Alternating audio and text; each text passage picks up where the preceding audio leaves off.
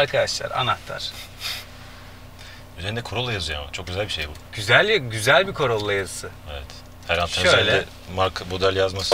Marka da model yazmaz. Şehir içinde test yapmıyorsunuz. Hep otoban, hep otoban. Buradan çıkmayı bulabilecek miyim önce?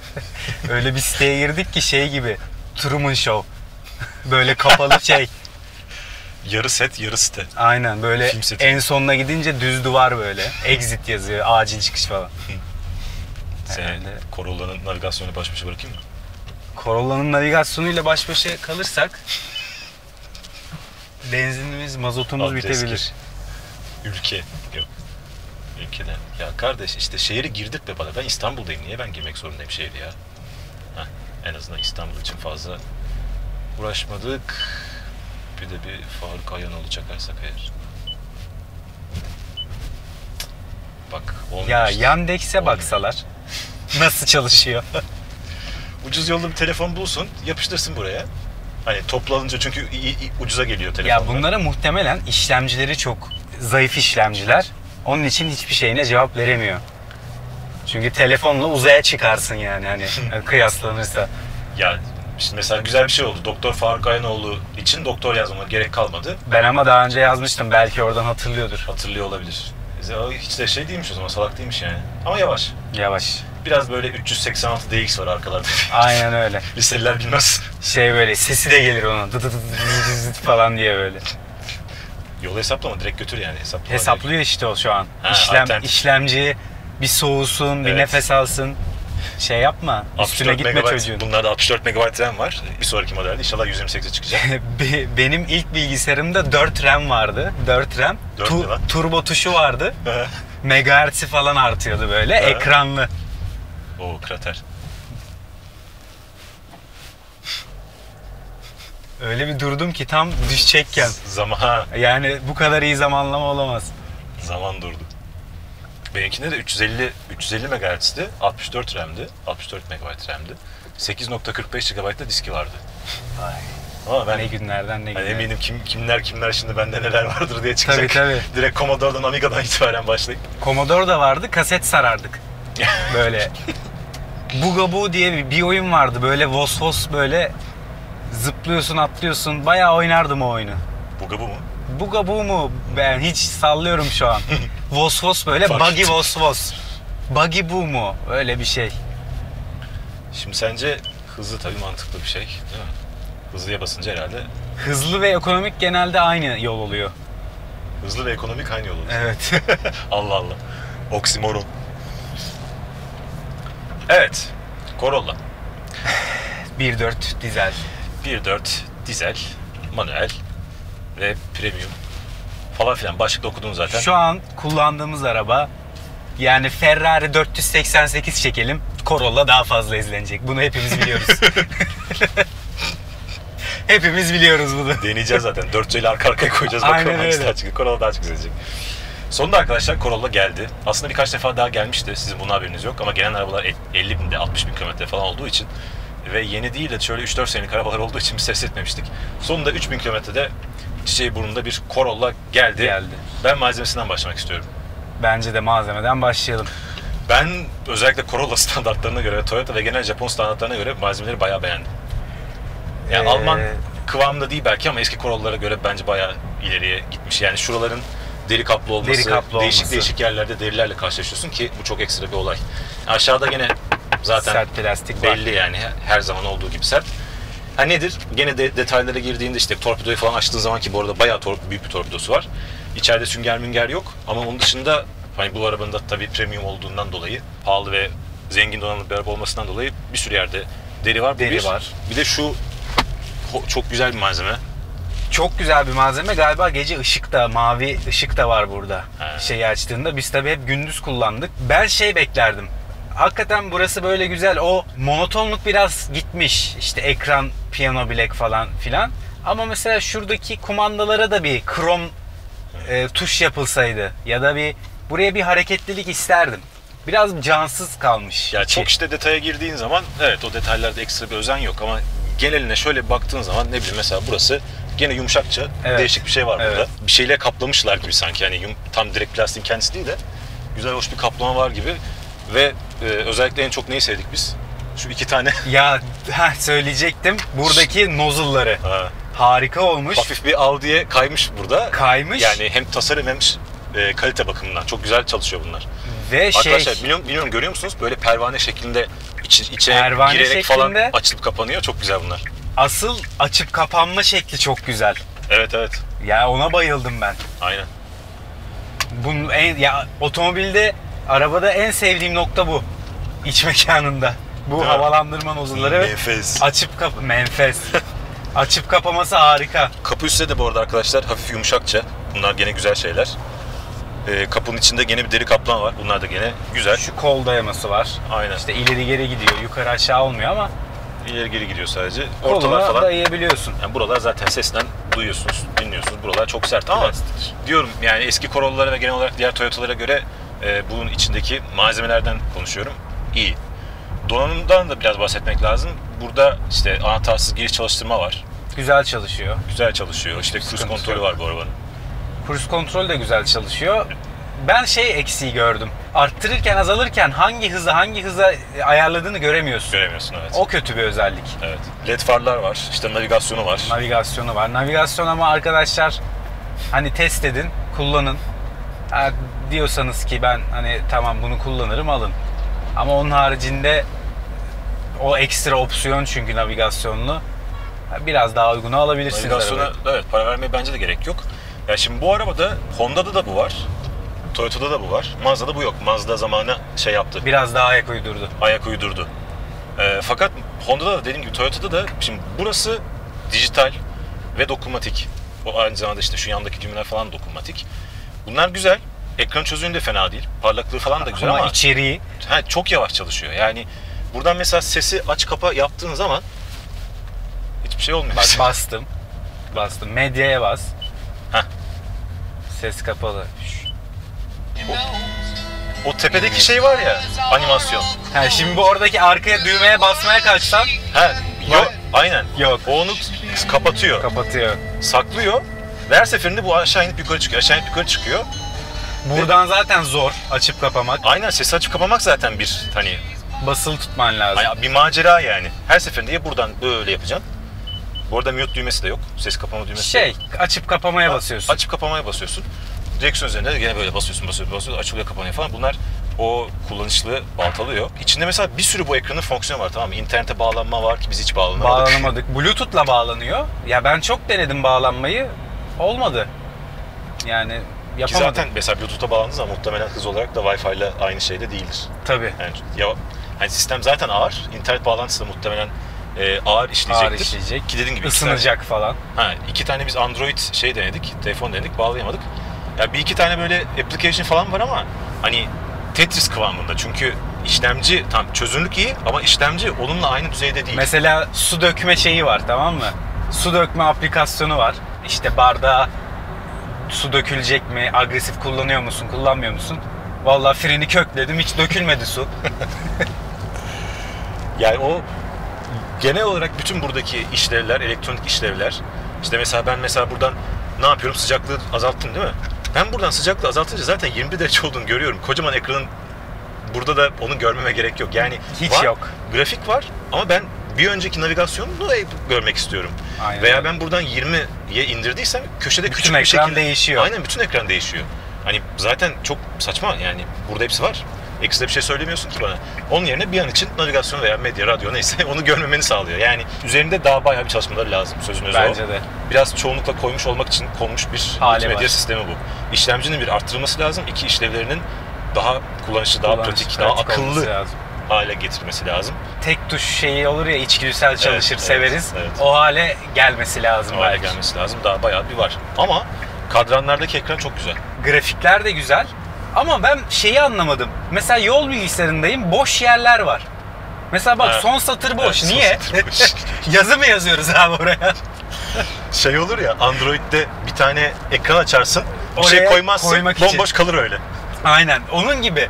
Bizim telefonlarda da öyle. Mesela yanlışlıkla ek bir sayfa açılır. Hani belki de biz mi bilmiyoruz acaba? Hakikaten belki de bir şey konuyor oraya. Bir yükleniyor mu yazılımla falan? Ya bir şey olursa, atıyorum benzin bitmek üzere falan belki orada gösteriyordur, bilmiyorum. Onun dışında ama işte diğer çoğu modern otomobilde Almanlarda da olduğu gibi sağa sola doğru işte telefon, radyo vesaire arasında geziyorsun. Navigasyon. Yukarı aşağıda her menünün alt menülerine giriyorsun. O güzel. O kullanışlı. Yani şu sağ tuş, şu taraf güzel, kullanışlı hakikaten. Oralar olmuş. Eşya gözleri olarak mesela fena değil aslına bakarsan. Hem gözlüklük var. Her ne kadar gözlüklük felaket bir işçilik hatası olsa da. Ben kastırdım, korktum şimdi başımıza kalır, kırılır diye.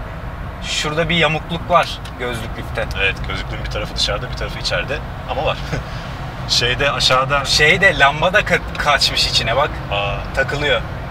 Buraya biri böyle sinirlenip vurmuş. Böyle yumruk atmış. Evet, burası kaymış biraz. Komple şirazesi kaymış. Arkadaşlar bu test arabası alakalı da olabilir. Her ne kadar ilk bize gelmiş olsa da yani komple bir enteresanlık var bir durum burada. İşte havalandırma kanalının altında neyimiz var? Bir tane küçük çekmece var. Evet, senin hayran olduğun. Aynen, benim sevdiğim. Böyle güzel hakikaten, iş görür yani. Yok, araç kumandası falan girer. Burada da bunu kaldırdığımız zaman böyle bir şey var. Bu muhtemelen bardaklık. Şu bardaklığın ara bölmesi. Ben onu çıkarıyorum, telefonu direkt koyuyorum çünkü araya. Bu arada bunu iki farklı şekilde açabiliyorsun. Her ne kadar şu anda beceremiyor olsam da. Bir tane üst rafı var bunun. Gördün mü bilmiyorum. Gördüm. O üst rafı hiç açamıyorsun. Üst raf hiç açılmıyor. Becerdim.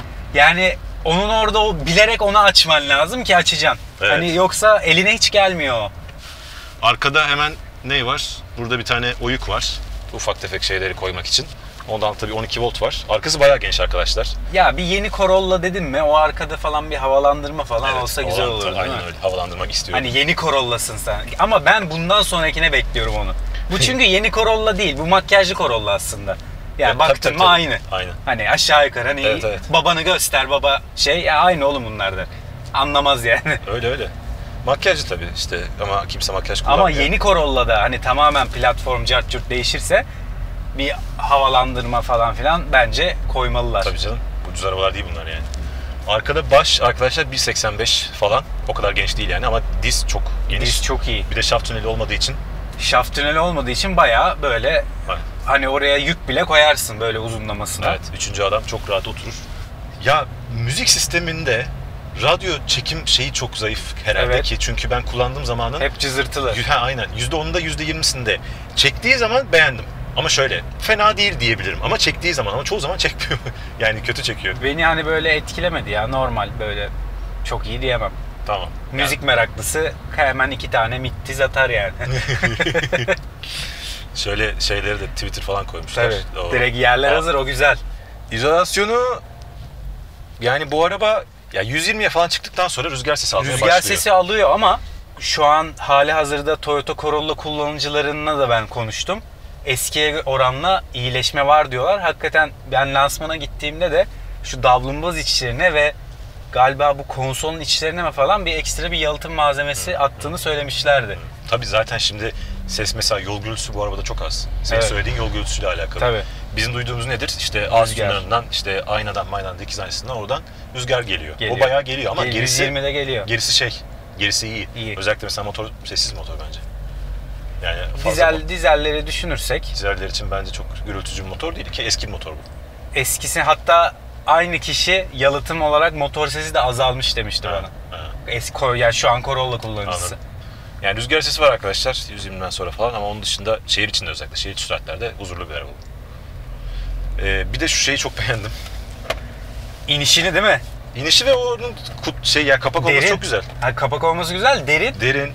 12 volt girişi, USB aux tam buraya koy, kapat. Sonra kapa. İşini gör ve hani atıyorum. Kapayınca şık görünüyor bak. Çok şık görünüyor ve hissi de güzel, indirmesi kaldırması da güzel. Bagajla alakalı çok aşırı geniş bir bagaj değil. Bagajın bir de zemindeki halı. Halı da değil. Keşke halı olsa. O ince, yıllardır bildiğimiz ince suntamsı malzeme. Hani o bak işte öyle ufak tefek şeyler. Belki fabrikaya ekstra maliyet ama algı olarak sen şimdi bindin onu kaldırdın. Evet. Ya hala bunu mu koydunuz dedin mesela. Evet. Ya belki tamam maliyet olarak adamlar oralardan kısıyor ama o bence algı olarak güzel bir şey. Bir de çok çünkü mesela Volkswagen'de görüyoruz böyle kalın. Bakalım. Aynen. İşte takılıyor bilmem Evet, neye. evet, aynen. Ha bak yapmış diyorsun. Yani bunlar aslında algıda Doğru. çok doğru. yönlendirici şeyler. Şimdi biz mesela Alman dediğimiz zaman bize kızıyorsunuz bazı arkadaşlar işte ya niye Japon test etmiyorsunuz falan filan diye. Bu arada niye Japon test etmiyoruz? Bize gelmediği için test etmiyoruzdur. Yani yoksa özel bir şeyimiz yok. Yani Subaru Levorg çok koşturduk. Hala koşturuyoruz. Aynen. Ya başka bir sürü araba için o kadar uğraşmamıştık biz ama gelmedi. Neyse yani hani Alman dediğin zaman aslında o genel intibanın bazı haklı sebepleri var yani. O bagaj, şimdi sen bunu aile arabası olarak kullanacaksan oraya sürekli bir şeyler yükleyeceksin. Yani Ve o kayıyor. Kayıyor, incecik. İncecik. Çok ağır bir şey koysan çökecek. Çöker, kırılır. Yani onların işte sıkıntılar var oralarda veya işte buradaki çapaklar onlar hep ince detaylar ama onlar bir araya gelince işte Japon-Alman farkını bir şekilde ortaya çıkartıyor maalesef. Konfor. En iyi olduğu yerlerden. En iyi olduğu yerlerden biri. Yumuşak bir araba, yumuşak başlı bir araba. Çok böyle uçanalı değil ama çoğu zaman hiç sıkıntı Alıyor, yaratmıyor yani. darbe yemiyor yani. Hani çok keskin bir şeye girersen evet down'un patküt ediyor ama üzerinde 16 ve 55 galiba yanaklı lastikler var. Konforlu araba yani. Ya ben Corolla'ya bindiğim zaman böyle bir an kendimi böyle çocuklu, evli aile babası hissediyorum. Evet. Böyle tam Daddy Cool diyor. Hani zaten mottosu Daddy Cool ya. Evet. Ya Corolla tam böyle çocuk YGS'ye hazırla diyor. Ama şimdi açık konuşalım yani. Dedi eyvallah da cool tarafı. Dedi- Bu arabanın nesi cool Allah aşkına ya. Ya o da işte... Ya pazarlama tamam da bir yere Evet. kadar yani. Evet. Çok güzel görünüyor araba bu arada. Yani tasarımını falan çok düzgün bir hale getirdiler. Yavaş yavaş yani Toyota bir şeyler, tasarım anlamında bir şeyler becermeye başladı. Ama hani ne sürüş hisleri olarak, efendime söyleyeyim Sürüş ne keyfi olarak. sürüş keyfi olarak ne bu ekranın kullanımı ya da arabanın genel işleyişiyle alakalı cool hiçbir şey yok arkadaşlar. Ama dedi var. Yani dedilere. Dedi kesin var. Öyle konforlu araba. Yani dediğim gibi hani 10 üzerinden herhalde 7-8 7-8 civarı bir konfor düzeyi var. Rahat Daha edersin büyük. ya. Uzun yolda falan rahat edersin. Aynen. Hani- Huzura o da etki ediyor. Evet. Aynen. Orada da Daddy imajını destekliyor konforu. Evet. Motor. Motor. Ya 1.4 dizel. Niye 1.4 mesela?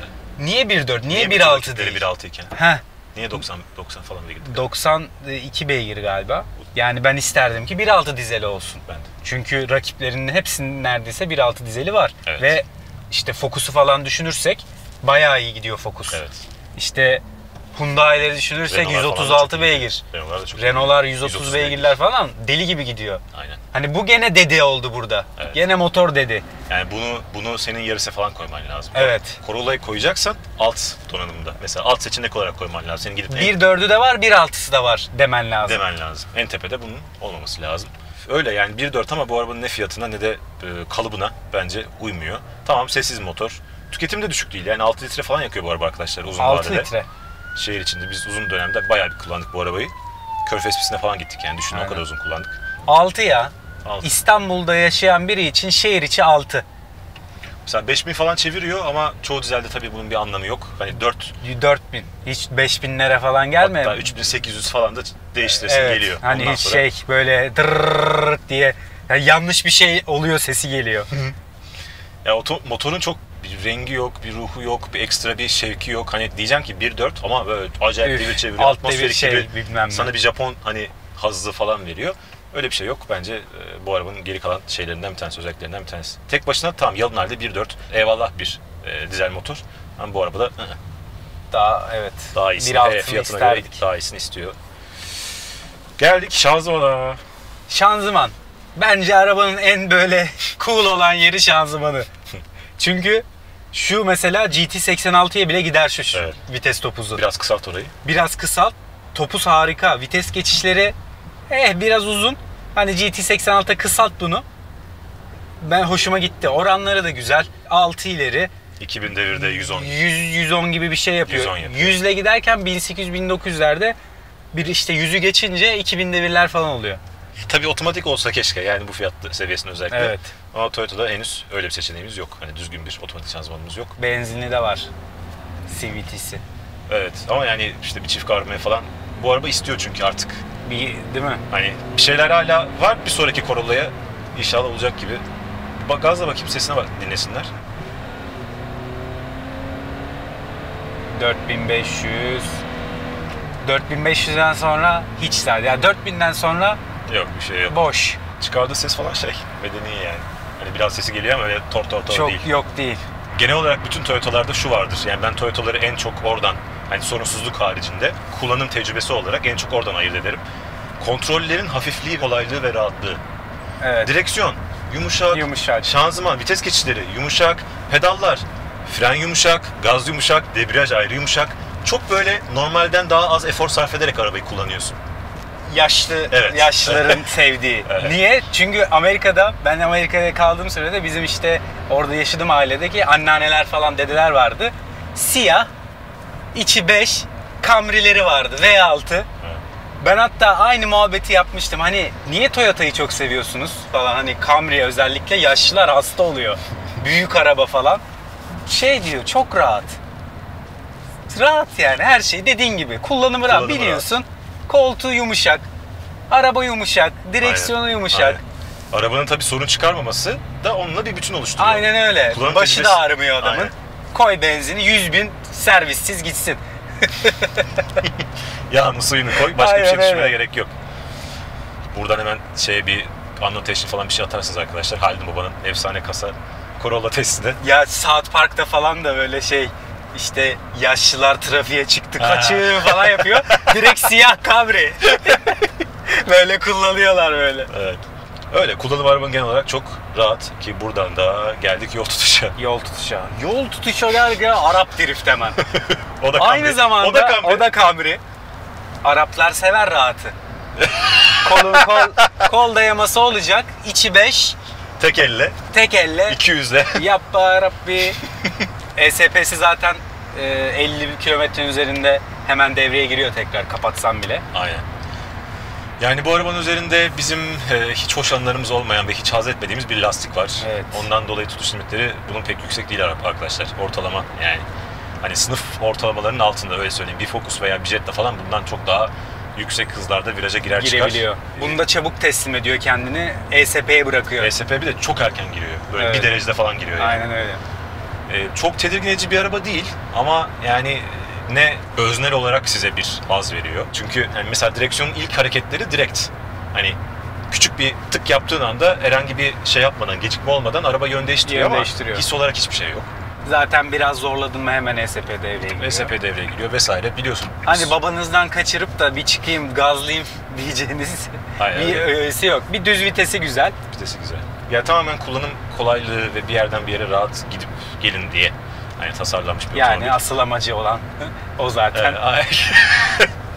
Otomobiller o yüzden icat ettiler. Bir yerden bir yere rahat gidin diye. Ya yol tutuşta dediğim gibi ekstra bir olay yok. Zorladığın zaman sen biraz daha da fazla şey yaptın. Ben biraz daha zorladım. Genelde biraz böyle kafadan yığılma oluyor. Çok zorlarsan arkası bırakıyor. Zaten bıraktığın zor diye gömüyor arabayı ESP. Aynen öyle. Ekstra bir şey yok yani. Frenleri fena değil. Frenleri güzel. Bir de fren yaptığında sende olmadı ama nedense böyle sert fren yaptığın anda çık çık çık dörtlüler yakıyor ve yürüdüğünde de sönüyor dörtlü. Hani hiç elinle hani E5'te aniden duruyor trafik, basıyorsun ya, bastığında dörtlü de yanıyor. Devam ettiğinde sönüyor. Anladım.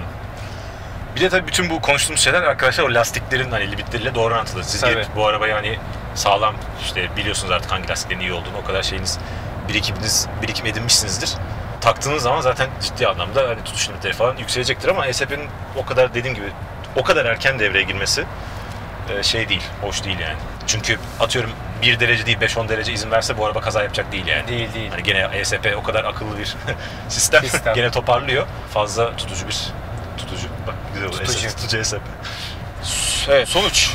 Corolla tam müşteri kitlesine 12'den vuran, işte daha çok böyle aile babası, otomobilden beklentileri daha çok konfor olan, hani fazla böyle gösterişli olmasın. Evet. Şimdi öyle de bir şey var. Hani gösterişli araba sevmiyor, sportif falan. Dışarıdan aslında bayağı o gösterişli olması için bayağı bir çaba gösteriyorlar. Evet. Ya bu arabanın en büyük sorunu fiyatı. Yani bu araba 97 küsur bir şeydi galiba, değil mi? Deli paralar. 97.000. Yani bütün bu bahsettiğin kusurlar var bir takım. Tamam, bir takım şeylerde gelişme var. Genel olarak mesela malzemeler falan iyileşmiş falan ama hala detaylarda işçilik kusurları var. İşte ekran hala vasat vesaire. Motor falan derken bunların bağlamında 85-90 gibi bir şey olmasını bekliyorsun bu arabanın. Yani bu fiyata 97.000 liraya iyi çalışan bir navigasyon multimedya sistemi, 1.6 dizel. Evet. Hatta belki otomatik, hani O zaman uygun fiyatta olurdu belki O ama. zaman uygun fiyatlı olurdu. Ya otomatik çıkar. Allah, Gene manuel. şimdi uygun fiyat 100.000. Nerede yaşıyorsunuz? Hayır ama şimdi rakip işte Tabii. Golf'ü o kadar doldurduğun zaman falan, Golf değil de işte Jetta, Metta, Jetta. Jetta da artık zaten tedavülden kalkacak. 110'lara falan çıktığı bir piyasa için konuşuyoruz. Evet. Öyle olduğu zaman ama şimdi bu arabanın dediğim gibi o kusurları varken 97'ye çıkmaması lazım. Hani Çıkmaması 89 mesela en fazla. Evet. 80'lerde bir şey zikretseler eyvallah diyeceğim. Hani çünkü rakiplerinde birebir mukayese ettiğin zaman fiyat avantajı da olacak o zaman. Muhtemelen ama o dediğimiz fiyatlara da inecektir. Kampanyalar oluyor, Zamanla oluyor. iner, Şimdi tabii. Zamanla inecek. Çünkü Filo'da falan çok satılıyor Corolla. Tabii. Normal son kullanıcı alan da çok var Parakende'de. Ya zaten bence bu arabanın alınacak donanımı bu değil yani. Daha Bir Advance'i var. Advance daha mantıklı. Bu premium navigasyon olan en pahalısı. Aha. Ya bunun bir alt donanımı bence en çok o satacaktır. Bence de. O zaman mantıklı olur. Corolla'yla da Tuzla dönüşü. Aynen. Körfez E5 pistinden üzerinde. dönüyoruz ve geri biraz yoğun bir zamanımıza denk geldi. Şimdi diyeceksiniz, kızacaksınız, gazlamadınız, yolda göstermediniz falan. Ama bu araba hakikaten şeylik değil Gerek yani. yok yani. Hani bir şey yok. Hani böyle tam bir ata yazarken veya kaya yazarken SP falan devreye giriyor mu hiçbir şey yapmazsınız yani. Şunu ya abi bir krom atacaktın ya. Şundan şuraya da böyle bir renklilik. Burayı Oraya kurtarırdı tam ya. boyayacağım ben Taktım seni. ya. Kırmızı yapacağım. Ay buraları. karbon kaplayacağım burayı ben. Aa bak ne güzel olur şu bak. Burası komple karbon olsa. Corolla T-Sport. Ne olur o biliyor musun? Babamın arabayı kaçıran genç olur o zaman. Burayı karbon kaplarsan. Artı 10 beygir. Çünkü Daddy Cool, onun yanında da liseli oğlan. Değil mi? Gazcı. Gazcı. Gazcı familya. Buraları komple böyle kaplama, karbon kaplama. Hı. Arkadaşlar bu testi ne yapıyoruz? Beğeniyoruz. Beğendiyseniz beğenin, Beğeniyorsak beğeniyoruz. likelayın, Evet. paylaşın, yorum Hiç yapın. tutturamıyorum ben maalesef. Yok, O yüzden artık artık yapmıyoruz. zaten siz yerini belirlediniz diye tahmin ediyorum. Aynen. Abone olmayı unutmuyoruz. Önümüzde ne var? Bir şey var mı belli olan? Proje var. Ha, Ranger'la bir proje var. Evet. Ranger'la Ranger'la proje güzel var. proje var. Test aracı olarak kesinleşmiş bir şey yok. Bir ara 4C falan koyacağız. Ondan sonra güzel testler geliyor, güzel videolar geliyor. Takipte Smart kalınız. var. Var yani. Var birkaç tane bir şeyler var. Şey kalmaz. Dükkan boş kalmaz. Aynen. Sevgiler. Saygılar. Görüşürüz. Bay bay. Öpüyoruz yanaklarınızdan. Tek elle 200'le. yappa rabbi, yappa rabbi.